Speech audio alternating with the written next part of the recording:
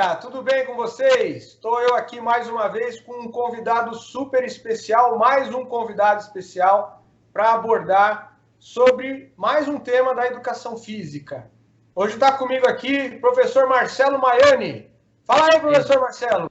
Tudo bom, gente? Prazer estar aqui com vocês. Tudo certo aí com você, Marcelo? Tudo certo. Então, beleza. Professor Marcelo Maiani, só para poder apresentar, especialista em atividades adaptadas.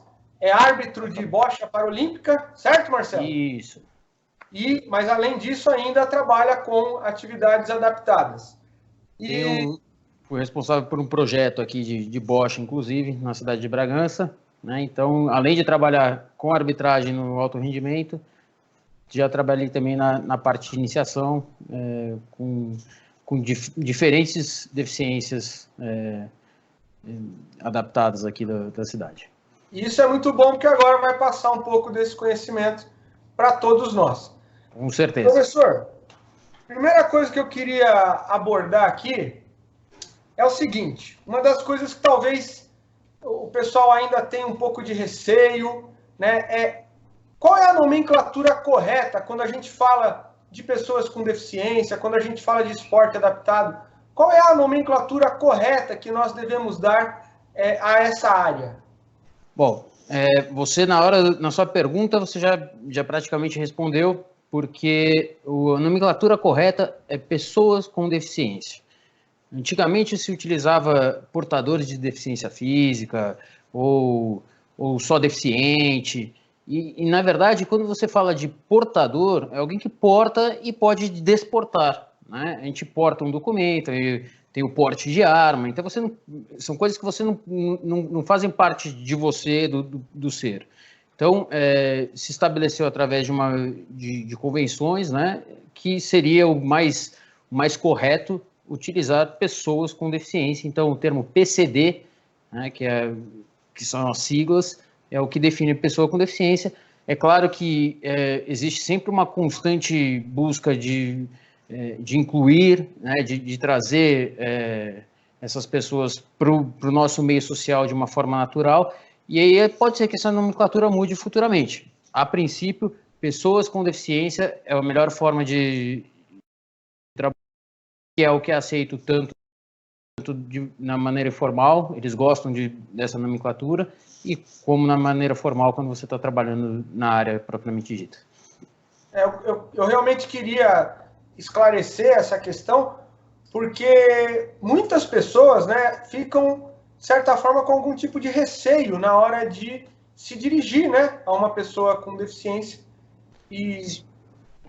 Sim, e inclusive, eu acho que vale a pena a gente ressaltar que a pessoa com deficiência, ela gosta de ser tratada de uma maneira totalmente normal.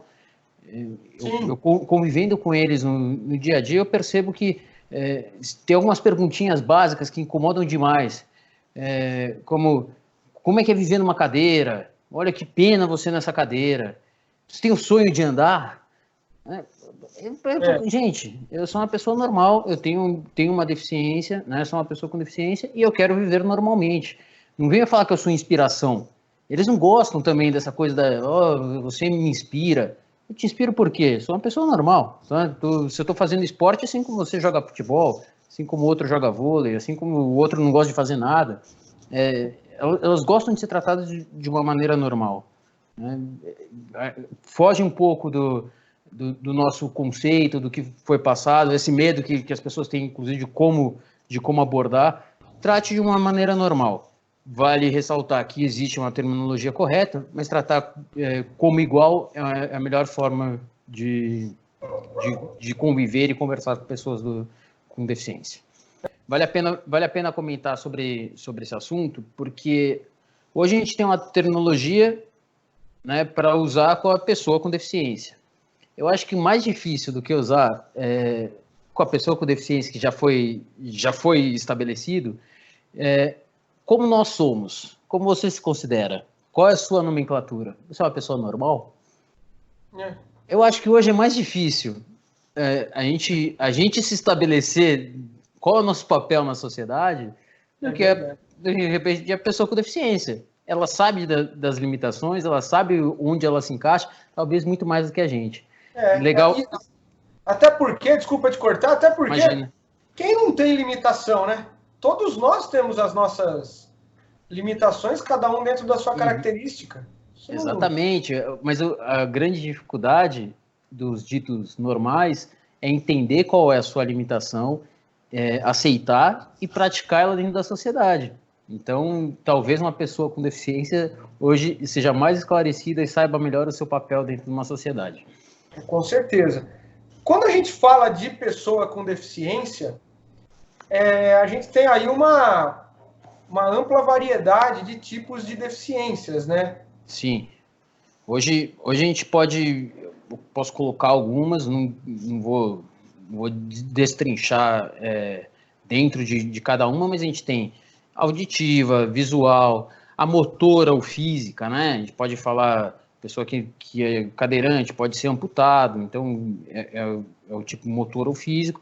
Tem intelectual ou mental, né? Que é a pessoa que tem algum déficit cognitivo, de compreensão, e as múltiplas. As múltiplas, porque daí vem com problemas associados. Existem algumas deficiências que elas são progressivas ou degenerativas, então uma pessoa, por exemplo, uma distrofia, que ela vai piorando ao longo do tempo, então pessoas que nasceram com todos os movimentos perfeitos, ao longo do tempo vão perdendo a movimentação e normalmente a expectativa de vida é muito, muito baixa, né? É uma doença muito triste, na verdade, porque muitos deles percebem, né? Começa com a marcha, depois não consegue mais andar, e aí normalmente a morte vem associada a problemas mecânicos de respiração, né? Então ele deixa de ter capacidade de respirar. Então é super complicado, inclusive dentro do paradesporto, existem diversos atletas que foram campeões, hoje já não conseguem mais jogar e futuramente provavelmente vão vir falecer por conta dessa evolução da doença. E aí já entrando no aspecto principal aqui da nossa aula, né? A gente está falando de aprendizagem, né? Aprendizagem motora. Sim. Mas e agora, dentro do paradesporto, dentro da ciência, né, da pessoa com deficiência, como que a gente pode incluir esse conhecimento sobre aprendizagem motora e aprendizagem em geral, né? Como que a gente pode entender esse processo? Então, lembrando que como é que a gente aprende, basicamente? Então, são os órgãos sensoriais, então a gente aprende vendo, tocando, escutando, né?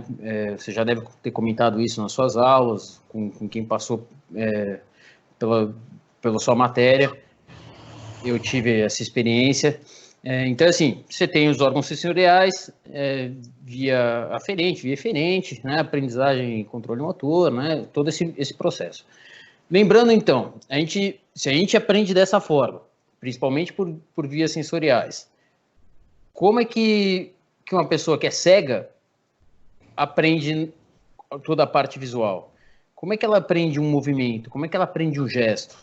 Como é que ela sabe como é que se porta? Então, assim, dentro da atividade física adaptada, você tem algumas limitações a mais do que com a aprendizagem motora normal do dia a dia, numa escola convencional. Então, ela é mais complexa, ela requer alguns conhecimentos sobre a deficiência propriamente dita e requer um conhecimento de como que você vai romper essas barreiras para ensinar.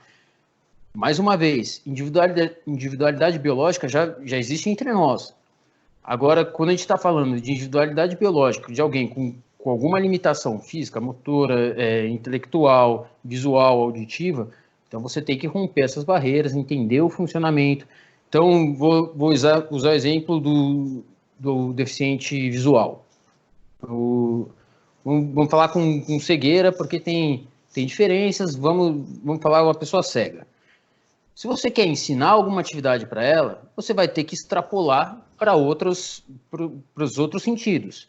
Qual que é o principal para uma pessoa que é cega? A gente vai ter que ter muito mais o contato físico, vai ter que falar com calma, né? Vai ter que explicar, reexplicar, tocando, demonstrando novamente, né? A pessoa sentir o que está acontecendo. Então, quando você ensina movimentos ou qualquer outro tipo de coisa para alguém que tem essa limitação, você tem que utilizar os outros sentidos. Claro que, né, a gente, dentro da atividade física adaptada, a gente trabalha com outros grupos.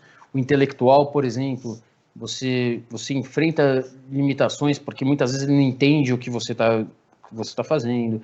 Então, muitas vezes a ludicidade, assim como com crianças, ela vem de uma forma de auxiliar. Então, ensinar é um processo já complexo, dito na normalidade. Quando você fala de atividade física adaptada, você tem que ter o dobro ou, no mínimo, romper margens, barreiras para atingir esse objetivo. E cai um pouco por terra, quer dizer, eu vou fazer uma colocação aqui, você pode comentar em cima, sim. Cai um pouco por terra aquela história do gesto técnico padrão, né? Sim. Então, por exemplo, na natação, no atletismo ou em qualquer outros esportes, a gente é muito condicionado, né, a trabalhar em cima de um gesto técnico padrão. Uhum. Mas, no caso de um deficiente físico, por exemplo, às vezes o gesto técnico mais adequado é aquele que ele melhor se adapta, né? Exatamente. Inclusive,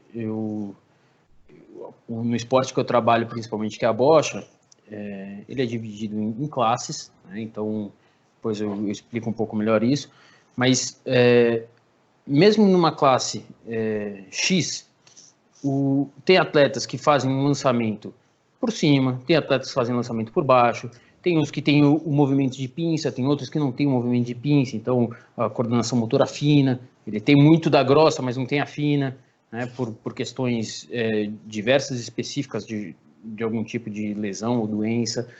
Então, se você falar que é aquele gesto motor que deve ser seguido, realmente se você entrar quadrado, vou ensinar isso dessa forma, você com certeza vai ter uma dificuldade com o desenvolvimento desse aluno, dessa criança, e se chegar em nível competitivo, então, fechado, você não vai